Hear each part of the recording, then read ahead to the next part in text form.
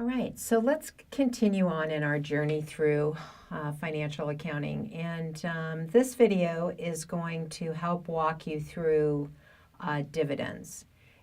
Dividends is a payout of profits from the corporation to its shareholders. It can be done through stock and it can be done through cash. Typically, it is done through cash. And you have to look at it as an investor as a return on your investment. Remembering that there are two types of stock that a corporation can issue. One of those is common stock, and we've talked about that previous to this. And that second stock was preferred stock. Okay. Well, part of the particulars of preferred stock is the way that you're paid dividends.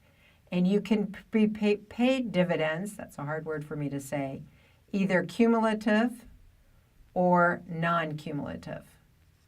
And what this means is that a company owes you a dividend, and if they happen not to pay it and you're non-cumulative, that's okay.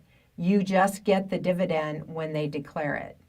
When you're cumulative, they have to, if they don't pay you, then they have to keep track of it. And then once they declare their dividends, they then have to pay you all the dividends that you haven't received. And we call that dividend in arrears. Okay? We call that dividend in arrears. So common stock doesn't have those particulars about dividends. Common stock is if the board of directors declares a dividend, then you get a dividend. All right, so let's go ahead and take a look at that on how you record the declaration of a dividend. So there are 3 dates that are important in declaring a dividend. The board of directors declares a dividend on the date that it's declared. So we're going to call that date of declaration. The company now is liable. They now have a little liability. So at the date of declaration, you must debit dividends and credit dividends payable on the date of declaration for whatever the amount is that the company is declaring. So if they're declaring $90,000, you're going to debit dividends and credit dividends payable on the date of declaration.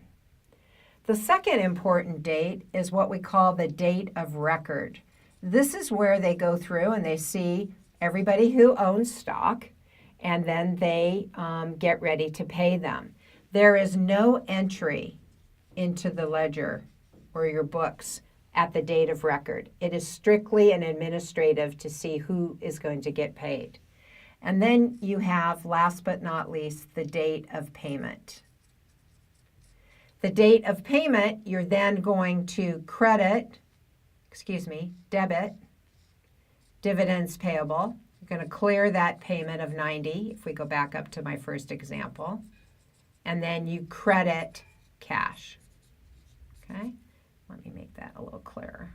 Doesn't look very good. Okay, going to debit dividends payable and credit cash. So on the 3 important dates having to do with dividends, only 2 of them requires a journal entry. Now, once you've decided that the board of directors is going to, in fact, declare a dividend, and at the date of record, we figured out who's going to get paid. We have to then figure out which common stockholders are going to get paid, or what amount will the common shareholders get, and what amount will the preferred shareholders get. And so I'm going to go ahead and use an example on page, let me go take a look in the back of the book here. It is actually... we're going to take a look at, which one did I want to look at? Number 25 on page 271. So if you can all turn to page 271, and number 25. So number 25 says Cope Company declares a $90,000 dividend. Cope's common stock has a $5 par value and 80,000 shares outstanding. Cope's preferred stock is a 5%, $12 par value, and there are 20,000 shares outstanding. Remember, dividends only get paid on the shares outstanding. That means common stock and preferred stock. Dividends are never paid on treasury stock because they are not considered outstanding. And so at this point, we need to figure out how much the preferred shareholders are going to get because they get their dividends first, hence the word preferred. They have preference in dividends.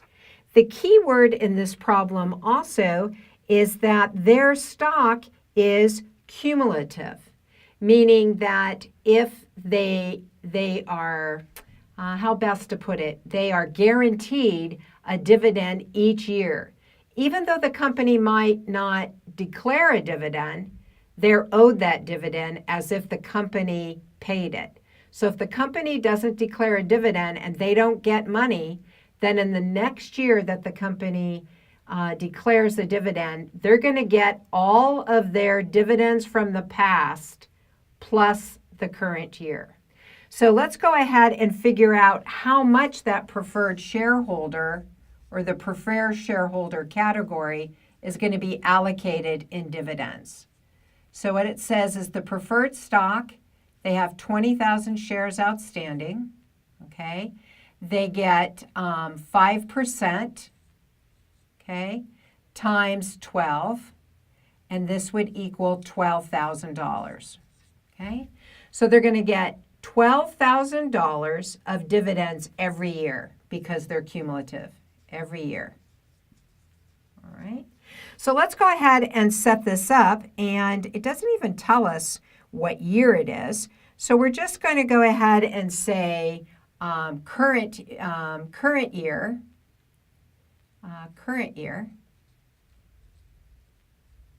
Okay. We're going to go ahead and have preferred here. I'm going to call them PF, and then common shareholders CF. So in the current year, they're allowed $12,000, right? The preferred. We're just going to take a look at the preferred. And because it's cumulative, remember it's cumulative, they just said year one, they didn't get their 12, so they're owed those in arrears. Okay. Year two, they didn't get any. And year three, they didn't get any. Those are all in arrears. All right. So they get their arrears plus the current year. So this means they are going to get $48,000 out of the 90. So the common shareholders get the residual, and in this case, that would be $42,000 for cumulative. So the preferred shareholders not only get the current year, but they also get the years in arrears. And then the common shareholders get what's left over. Okay? What you should see here is that if the company had declared more than $90,000, as you're going to see in my next example where they do the $90,000 but they're not cumulative, the preferred shareholders can only get $12,000 a year.